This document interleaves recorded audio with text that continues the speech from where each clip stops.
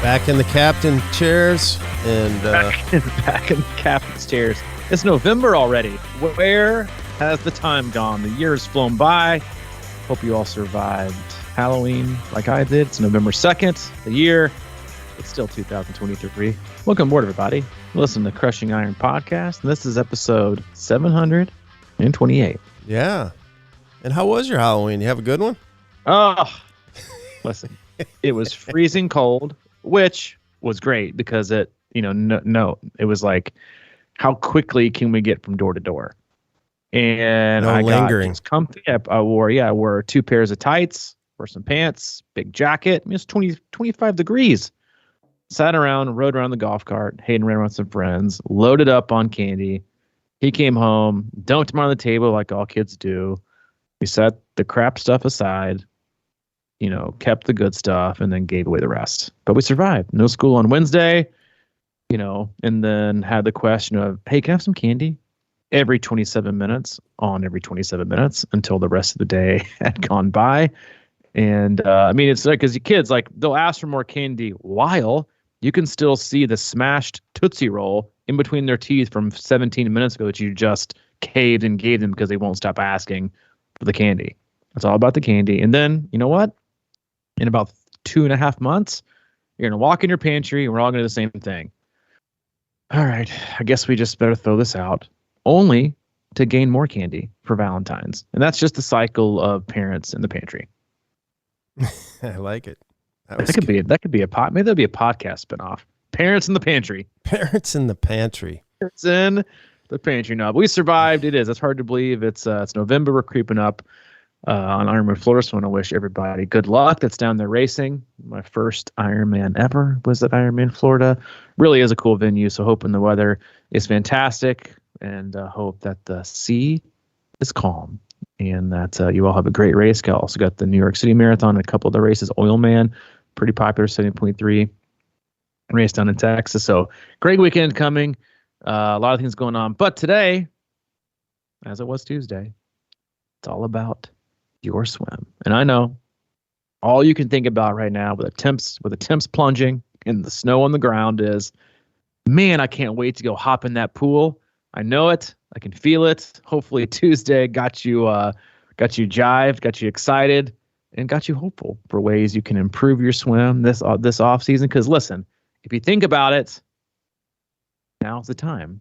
Because if you're trying to bridge the gap and make gains on your 2023 version of yourself, make a better 2024 version of yourself, or catch up to that person you can't quite get to on the bike and the run because you're so slow on the swim, well, chances are they're probably taking the next few months pretty chill. Maybe even not going to the pool. Opportunities. Opportunity lies in wait here for the remainder of 2023. Man, I feel like now is always the time. It is. It really is. I mean, now is the time. But, as a human race, we are all about next Monday, next week, next month, maybe next year. Never about right now. Before we hop in today, what was one of your biggest takeaways from our how to not suck at swimming number 11 part 1 /A on Tuesday? Well, I did, before we end it, I was going to try and get something in there, but we were on the way out, and I was thinking about your spatula analogy. And I think that's excellent because of the knifing through the water piece. For me, I have, my right arm is so dominant, and my left arm is kind of that T-Rex thing you're talking about because of my shoulder issues and all that. Orangutan right and T-Rex left. And Rex left. So what I'm always thinking about my weaknesses, and my weakness is my left arm. So there's a lot of times when I actually throw the spatula and square it up with my left, and I that's what I think about, and I try to get longer as long as I can with my shoulder inflexibility, and then what I'll try to do is almost like kind of half knife with my right side just to balance things out. Knifer, the old half spatula. But it's true though, because I know that if I'm just swimming and dominating with my right, what I'll tend to do is kind of veer right because I'm pulling myself over that way a lot. So I feel like, well, if I can go straighter and just sort of have a better balance, I'll probably be faster too. So I lead with my left mentally a lot because it's my weak arm, and because I work on it, and I kind of like, I'll count with my, strokes with that. So it's always like starting out. It's like I try to make it my dominant arm all the time. It's not there. I mean, it takes, I've done it the other way for a million years. And so I'm just trying to balance it out a little bit better. And for me, that's how I do it. Cause I kind of just don't put as much emphasis on the pull on my right side and try to let my left arm take control. It doesn't always work, but I think I have to, build up that balance in my stroke personally. But I know that, we've talked about before, and I've experimented with in my own mind because I really don't know what the hell I'm doing, but the gallop stroke, and a lot of people have that. And I think that's kind of what I'm talking about a little bit, where you have a dominant side. Is that true? When you got a spatch and a half spatch? You got a half spatch and yeah, exactly. It's I mean, it's called, that's the gallop stroke. Yeah, I mean, it's where you've got really one huge. It's almost a different recovery too, like a straight arm versus a more of a bent recovery. And it is, you kind of use this huge. Katie Ledecky, made it very, very popular, and she's halfway decent at swimming. Is that just super powerful right, and gets a little bit, and the left is more so for balance and just getting back over so she can do her right over again. But she's got such great fitness, obviously, and just like timing perfection. Everything she's done is perfected, like obviously, and her timing's great. It's pretty hard to do, but yeah, I mean, if you got a spatch and a half spatch, then that's something to look at. Thanks. Yeah, but I mean, if you're trying to pull a full spatch through the water, it's a lot harder than a half spatch for sure. It really is, and so you said the word balance a few times. Uh-oh. And that's something that's something that I wanted to talk about today, and kind of bullet point number one is balance, and obviously balance, / body position / how do we create balance in the water. And there's a couple of things we did over this past weekend to kind of drive home again, because swimming to me is all about pressure and feel, right? Feel for the water, pressure on the forearms. And again, we talked about, and you even alluded to it, about, the knifing to the water. And so one of the things I did over this weekend is I made every athlete wear a tempo trainer. So a little device, when you use tempo trainer, put inside their cap, and it's a way to control their pace, like with the beep, estimated beep every 25, keep them on pace, or a stroke rate. And so what I did was, I to get feel right in balance, because what I did was I put a huge group of them, and I said, all right, we're going to do 25s and 50s on a 40, right? So 40 stroke cycles a minute, which is insanely slow. And they struggled the first half because they kept moving through the water very, very, very, very quickly.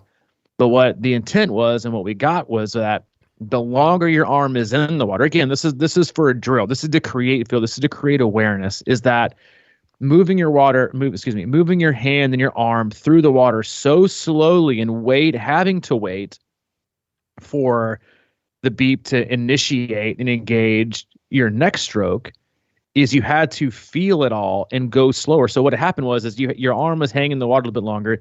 You'd have to feel it and use that to balance yourself in the water, because you're essentially swimming one arm for a minute. You're trying to glide because you're waiting for the second stroke because it hasn't happened yet. And so by doing that, you're pressing and feeling the water, and then having to push through to keep rhythm. And that pressure is initiated and engaged because you were trying to balance yourself in the water and actually continue to go somewhere. And so pressure and balance is huge in swimming. And then one of the other key pieces, right, when we talk about balance is, and we talked about this in one of the first bullet points about knowing your flaws, is for those of you who cross over. It's one of the most common things I see when I do swim stroke analysis, when see people at tri camp and see people at swim camp, is the crossing over of the arms, crossing over your midline. One of the things and we talked about this in the classroom presentation, is one of the things that I think people don't understand really is that when you cross over your midline, right? So what I mean by that, if you don't know what I'm saying, is that you're taking your strokes as your thumb or your hand crosses over your nose, really over your eyes, right? So you're creating negative force, right, by having to push water east and west when all your force should be pushed behind you, north or south.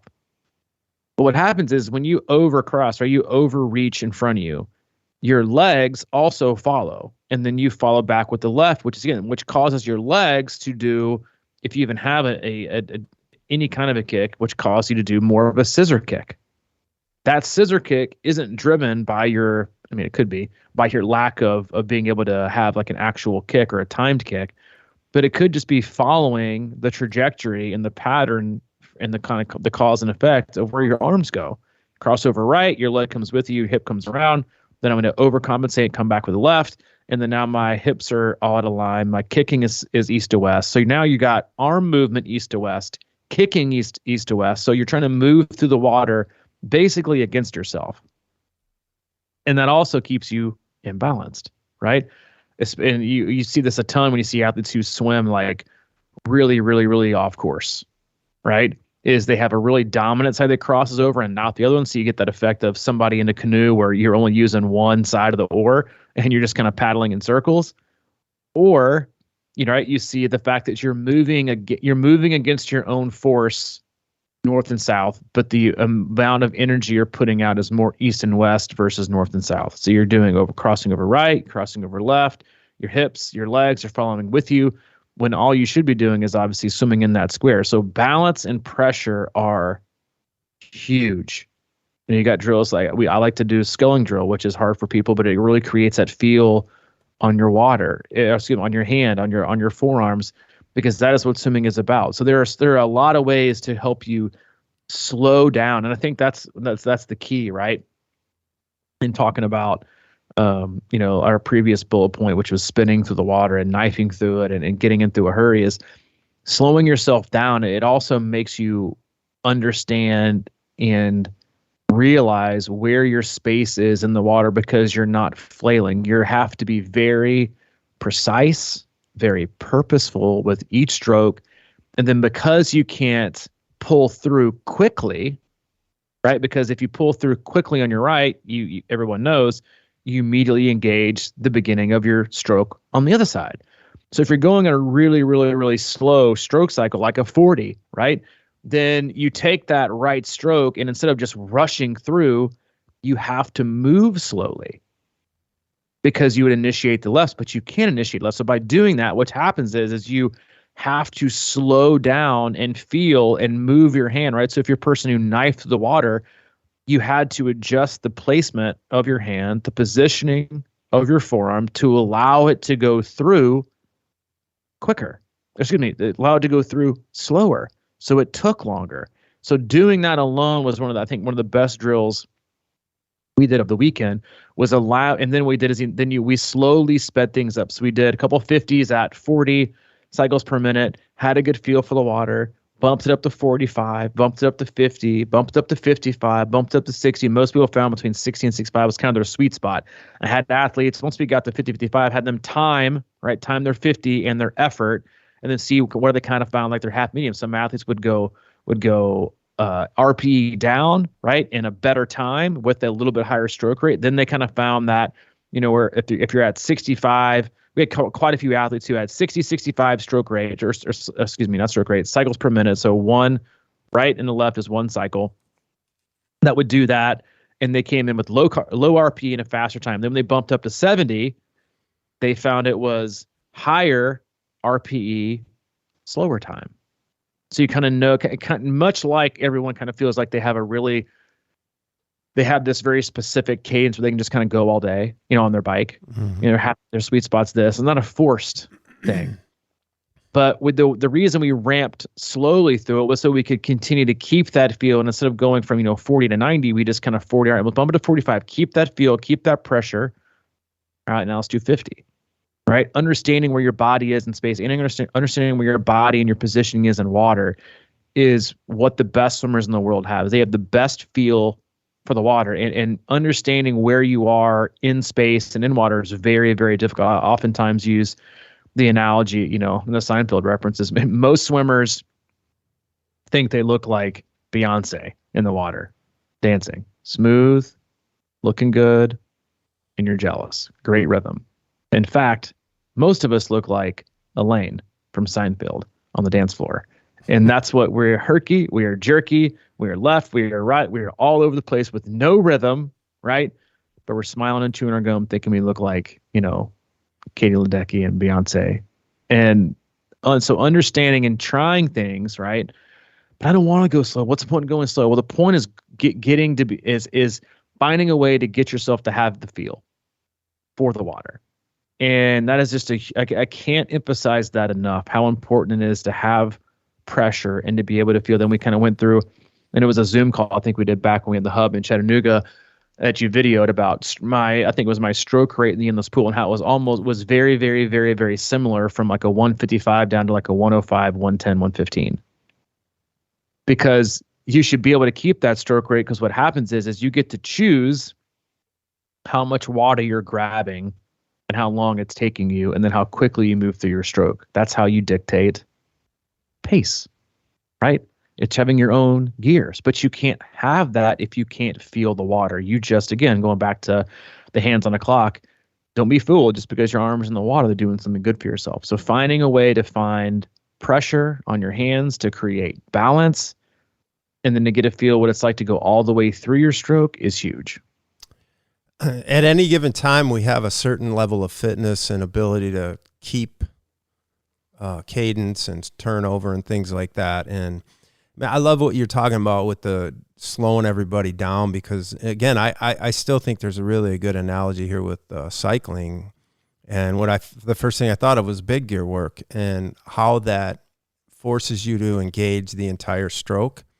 And I think that's what happens when you slow down in the water. You just have to really get a good feel for the whole pull, catch, push, whatever. And I think, and again, it's sort of this thing is like, why go slow like that? Well, it's to really kind of build in habits and understanding it's stuff that you learned way back in the day as a swimmer, as a kid, and it's stuff that we need to take our time with. And I use the drumming analogy all the time. When I first started drumming, it was always about work these drills and do them as slow as you can and master that, and then bump it up and then bump it up a little bit, because when you have it mastered at a slow rate like that, and you have, you talk about good feel for the water, and in drumming, there's a good feel for the drum and the part of the drum you're on. And you have to learn how to understand these things in order to, at a slow rate and under control, to really be able to go faster and go further. It's like you can't play a 2-hour concert unless you really have the stamina to dominate, for 10 minutes at a slow rate. You have to build that up over time. And you mentioned sweet spot, and I think it's the same thing with the bike and that, I always tell people to mess around maybe in the wrong gear that doesn't feel like the most efficient gear. Go up, go down, play around with your turnover in the water and find what is working for you at the moment. And you can go longer, you can feel stronger, you can go faster, and then it's all about, again, I always come back to building that fitness and that stamina to be able to hold that certain turnover for longer. And really every time that hand goes in there, you're starting to feel the water differently. And man, like you said, in the endless pool, your stroke rate stayed the same, but you just kept, you kept going faster. And I think that's a really difficult concept, but that's all about feel for the water, and it's all about being efficient with everything you're doing. And I think that is the master place. You have to master that kind of thing before you go to the next level. And once you get that, that's what I mean about patience and getting faster in the waters, that you have to kind of master these things at different stages along the way, and then pull it all together with a really fit swimming body, and then you're in business. But you have to learn those sort of basics, and I think slowing down is the way to do it. Yeah, it teaches you so much because you have to have that awareness, right? You have to control your body.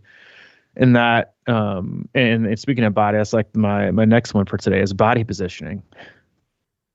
I mean, I talked about this and try to draw like on the dry erase board to kind of show, what a body looks like high in the water versus what you're working against if it's low in the water, which I think is, which is a significant problem for a lot of athletes. It's just body position, right? So we talked about, before we even got rolling on Tuesday, that most people come from a running and cycling background. So they got a lot of you have just bigger, thicker, stronger legs. So they sink in the water, right? And then you're, for whatever reason, you're taught that kicking is all about keeping your body high. Well, it's not. All you're doing is wasting oxygen. And again, working harder to go nowhere.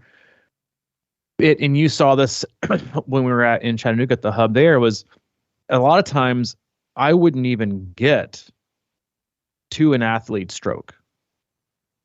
All we would do is start with body positioning, head position, body position. Because if you can fix body position, you can have the best stroke on the planet. But if you are sinking in the water, you don't have the best stroke on the planet because you are actually, because of how your body is tilted down, where you think you're hitting, you're not.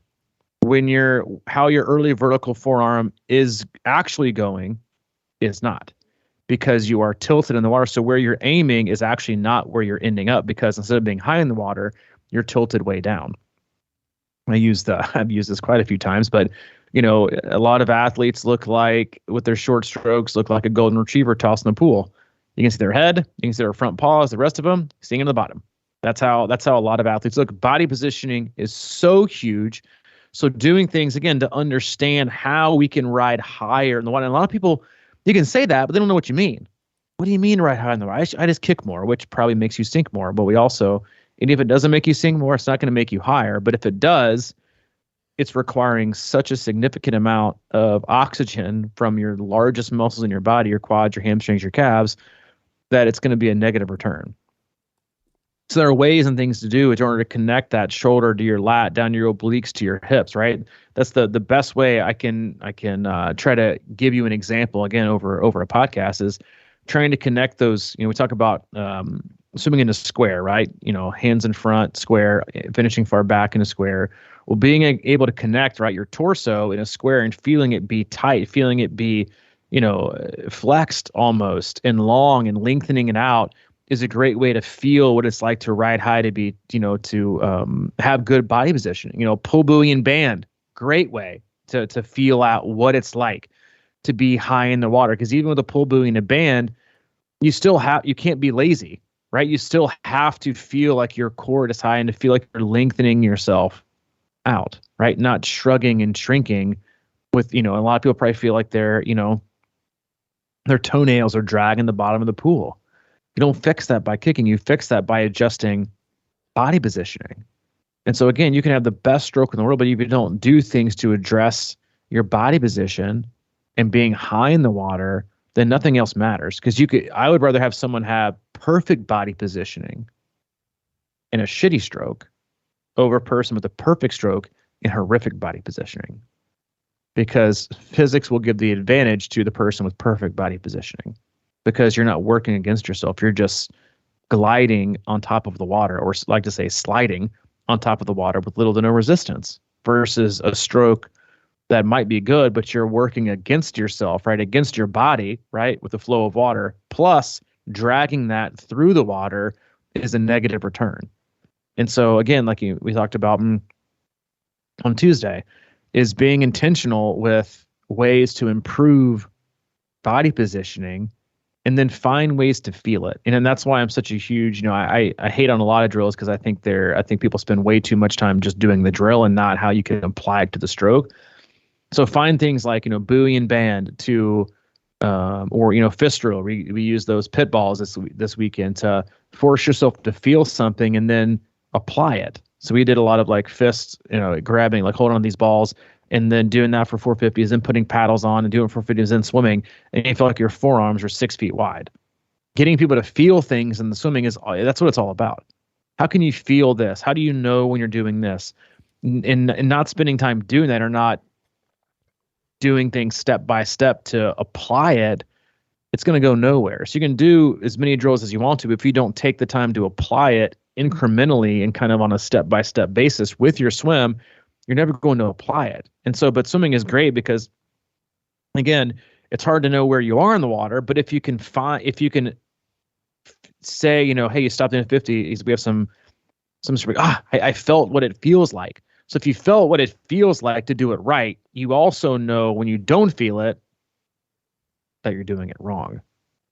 And that's your cue to stop and start over, or do the drill again and then do it right. And so find ways to strengthen that. So yes, body positioning is which again, like if body positioning wasn't the majority of people's problem, then wetsuits would not be so popular, because that is why, people love to go wetsuit, because they think it just solves all their problems. But you can be fast and you can be efficient and you can have more fun if you fix your body positioning.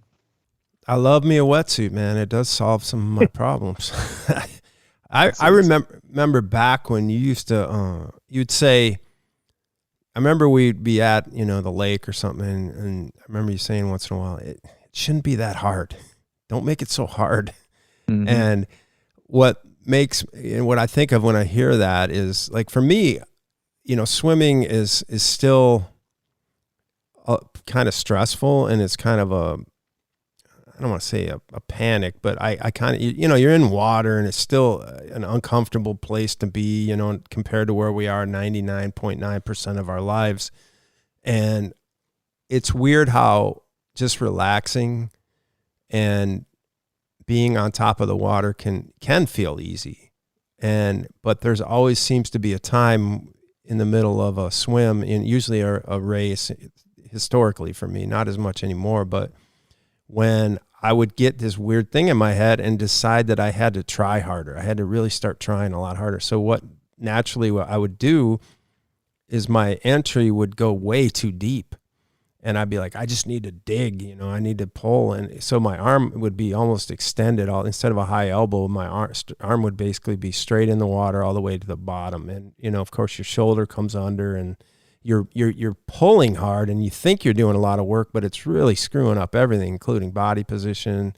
My legs would start sinking, and, instead of just kind of, it is hard to explain, but just being more on top of the water and kind of like cruising, for lack of a better word. And, once you kind of nail that in and have that feeling, then you can get stronger, you can go faster even, and have a better turn. Everything just comes together once that sort of thing happens. And I do think a lot of times people just try too hard, and with that they reach and they grunt and they dig way down, and their arm is just pulling way too much water, rather than keeping that elbow higher and just getting a good feel on your forearm and your hand and just pulling back straight and going through it. Instead of, because once your arm goes way down, your whole body tilts and your shoulder goes under, like you're saying. I mean, it's all this, the balance goes completely wacky. And the next thing you know, you're like me, swimming with your feet parallel to the bottom of the pool or something, trying to, vertically go through the water. And it's ridiculous. So I just think that there's something to be said for being able to kind of relax and trust it too. I mean, and trusting it is, that's so huge. And it goes back to all the things we talked about, was just knowing what it is you have to do right, and then not getting distracted along the way. Right. I just got to do this enough and do this enough and do this enough and do this enough, and I'll get it right. Right. Even if it feels like an insignificant change. Right. Because then that's, again, we talked, and there's only so much we can talk about. And I said this at camp, I was like, I could easily have like 5 more sessions. But a lot of times just removing something, like one of the things, the last thing I want to talk about today is leverage, but one of the biggest improvements I saw from a few athletes was just correcting their head position. Their head positioning was so poor, it was creating so much drag that it was just every bit of their effort was slowing down. Now, that was the one of the people that dropped 20 seconds upper 200 was a simple fix. It was less wiggling, right? Less east and west movement, and a more still and appropriately positioned head. That was it. And that's, again, like, something can be so hard. That's why it can be so great, is we didn't add anything. We just became more still. And instead of using, and if you think about it this way, and I haven't really, I guess I've never thought about it like this, but actually, is if you're a really poor swimmer and you feel like you're working so hard to go nowhere, think about, you're basically building fitness, right, over your speed.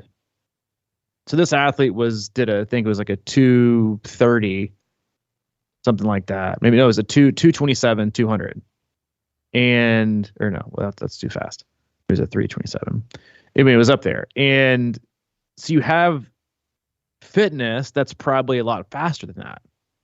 But your fitness for the speed you get, because you have a very poor return on investment, it's like having, $100 worth of fitness and you're only getting $60 back.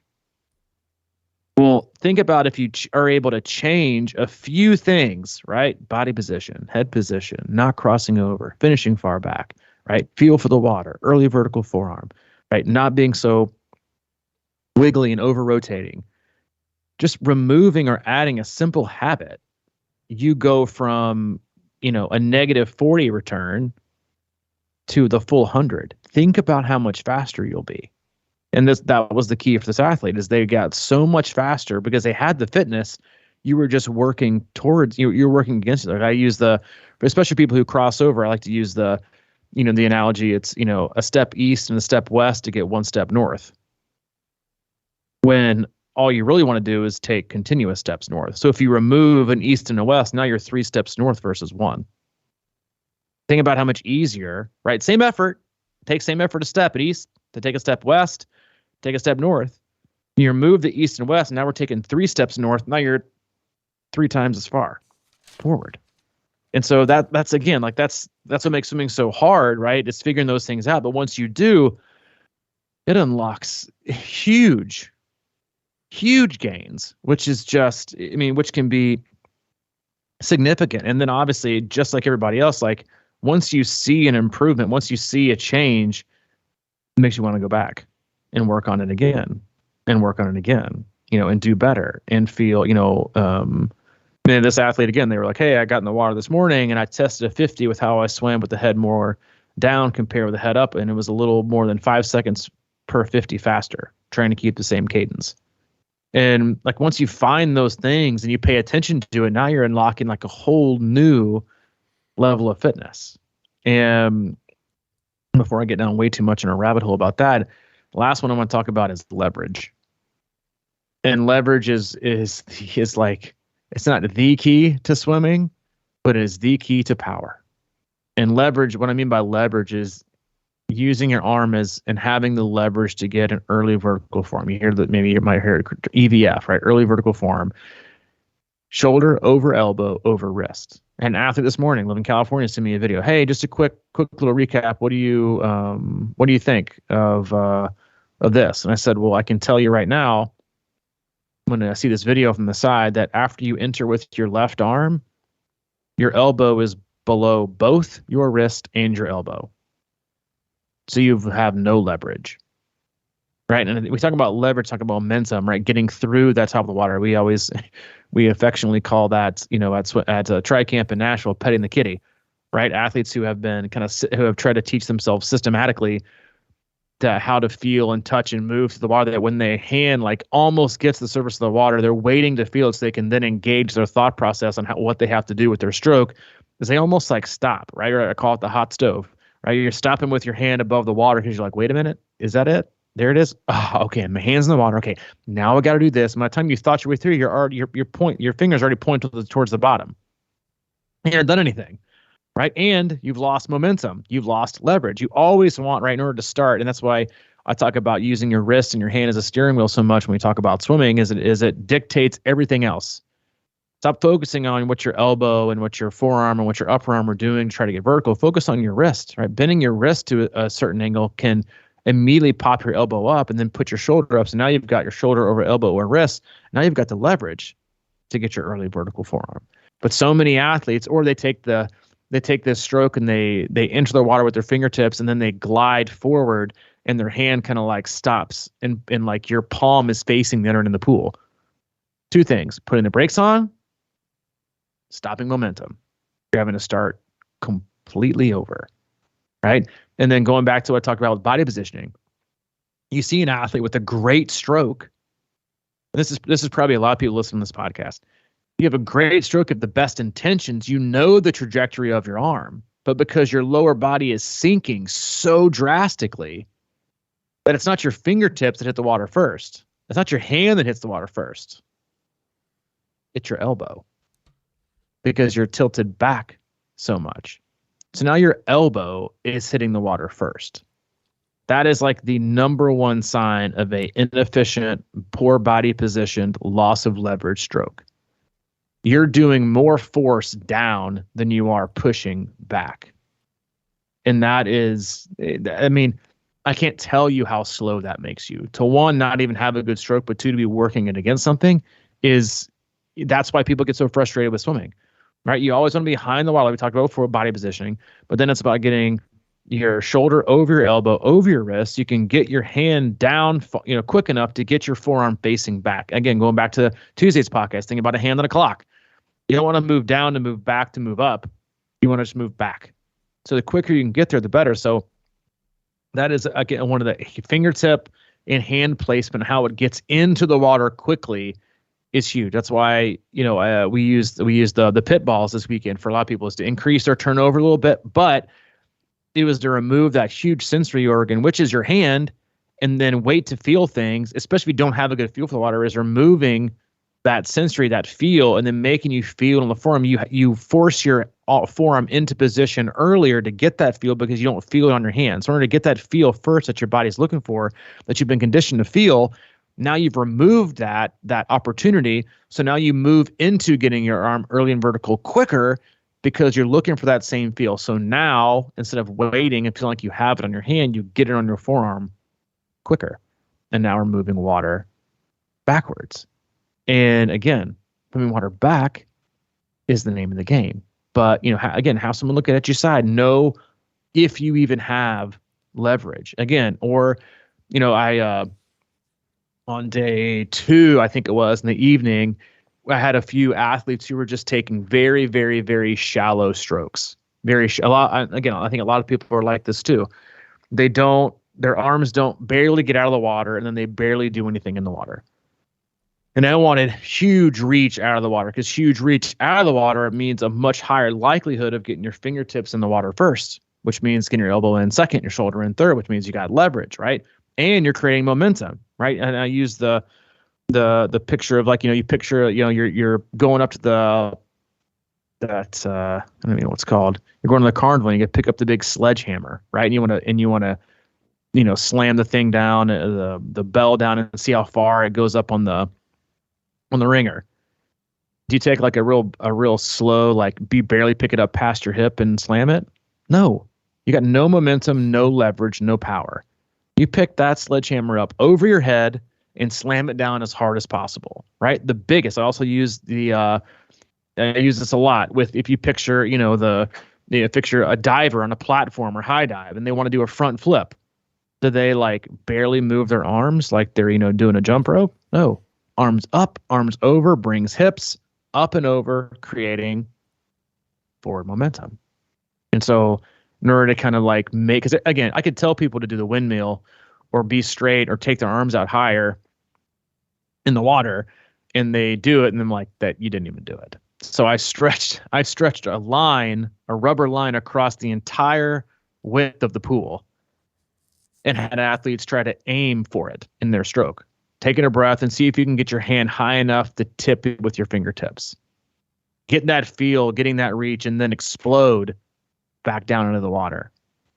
Get high, get the momentum. It's also a lot easier on your body, that straight arm recovery out of the water. It's so much easier on your shoulder flexibility when you're wearing a wetsuit versus people that are stuck doing elbows as high as possible, right? Less momentum with that, and a much more restricted shoulders, which is already a problem with most athletes in a wetsuit. So creating momentum, and the great thing about momentum, right? And this last thing I'll say about it, we can finish out, is that high momentum, that high leverage, that high power that your arms can get you when you have these big, powerful, long strokes as it keeps you higher in the water. You've all been to a lake, been on the ocean, been to some body of water, and you see a boat going full gas. It's barely in the water. It's riding so high. As soon as it slows down, comes to a stop, a full throttle down, sinks. Right? And that's why it's so huge and so important to keep upper body leverage, because upper body leverage, right, with that force down, coincidentally, yet fantastically, brings up your legs. So now you don't just have a great, powerful early vertical forearm stroke, getting up and over that, creating that momentum, creating that force down, brings your legs up. So now we've taken care of two things. We have created force backwards and we removed resistance. That makes you twice as fast. And so leverage, find ways to feel it, understand what it is, try to figure out if you actually even have any. And if you don't, try to find ways to get shoulder over elbow over wrist. As always, there's a lot of great shit in there, and there's a lot that can be potentially thought about while swimming. And you know me, I'm always trying to figure out how to create ways to not have to think about all those little things, but make them happen. And one of the things for me is when I swim, I think, like, we talk about high elbow, but over the course of our lives, I think we create better pathways, or a crap ton more pathways to our hand, because we're doing things with our hand all the time, but we're not doing anything with the elbow really. So it's almost like it's not even thought about much. So I always think about starting from my hip and getting that long reach and hoping things start taking care of themselves with a good, that finger entry you're talking about. And I also, I think about high elbow. For me, a lot of times that's very kind of weird to think about. So I'll even start thinking about high hand, because I can visualize that better. And I can think about trying to keep my hand from diving so deep, like I talked about earlier, but keeping it, when I think about keeping it close to the top of the water, it still goes down because of the natural momentum you're talking about. So if I'm thinking about pulling and keeping my hand a little higher as I pull through, that's just an easier way for me to kind of create high elbow than to actually think about high. Because if I'm thinking about my elbow, I start to lose feel and do all kinds of weird stuff. So I'm just trying to compromise and figure out a way to get all that engaged, starting at the hip, thinking about my hip and my core, and engaging that with the long reach. Like we were talking about the cookie, reaching up on the top of the fridge for cookies. You have to get long. You have to move that hip if you're keeping your feet flat on the floor. So that's that sort of that whole momentum, or that whole series of actions seems to kind of bring things together for me, and rather than having to think about a gazillion things. Gazillion things are too much. You got to give a lot of things. That's what I sent everyone home this weekend with a note card with some of their times and paces and things to work on. And the problem is everybody goes to the pool and tries to fix 25 different things, and you get nothing done, right? You got to everybody should have their own swim elevator pitch. Tell me very, very quickly what you're about to work on and why. That's it. Don't piddle through 5, 5, 6, 7 things, because you're not going to fix any of them, right? One elevator pitch, fix it, perfect it. On to the next one. On to the next one. On to the next one. And know what you're and then prioritize the ones that matter most. Right? I really got to work on my kick. I'm gonna do 10 100s of fins today. Really. Or no fins. That's gonna take you 30 minutes to get to use barely, if any, when you swim. Fix the rest of yourself first. Right? Start from the top. Work your way down. That's what I tell people. Triage, starts with breathing, body positioning, stroke, work your way down. Feet, legs, last. Feet, legs, last. Feet, legs, last. Feet, legs, last. That's right. Yeah, really got to get a stronger kick, man. It's going to take me to the next level. Perfect body positioning. I'm going to do 20 50s with a kickboard today. I'll see you next Christmas. because that's how long it's going to take you to do it. Yeah, I've tried to use zero of it when you do, a 70.3 or a full, or even an Olympic. Yeah. Oh, but coach, helps with body positioning. Does it? Does it? It's really great for timing. Really great for timing. It's probably good for your core. I mean, yeah, timing. It helps stay engaged, but stop with the majority of people who kick from their knee. Your kick's probably slowing you down. Mechanically and physiologically, it's slowing you down. Mechanically, because it's poor, it's not a good kick, and you probably have poor timing. And then physiologically, because you're using so much oxygen and blood for those gigantic muscles to do, not just to go forward, but like I said before, to probably go nowhere. And that's why. That's why. There it is. There it is. All right. Part duh of number 11. Hope you enjoyed it. Again, if you want to get better at swimming, actions speak louder than words. And we hope that these last two podcasts propelled you to show some action and how to get better and to do better and to focus on your swimming. And there's a lot of great ways to do it, but you got to be intentional with it. And you have to figure out what exactly it is that you need to work on and then get after it. As always, we love you. We appreciate you. Good luck to everyone racing this weekend. Go to our website, c26triathlon.com, and it's our one-stop shop for all things coaching, camps, and community. Looking for coaching for the remainder of the year or to jumpstart your 2024? Remember, actions speak louder than words. And you can click on the coaching tab, find the coach that might be right for you. If you need anything from Mike, he's available. CrushingIron@gmail.com. If you need anything from me, c26coach@gmail.com. All right, man. Remember, the time is now. Time is now. All right, appreciate it. I always like talking about swimming. Always, always. I guess I'll catch you next Tuesday see you next or something. Sound good? Yeah, man. Sounds perfect. All right. Have a good one, man. See ya. You too, man.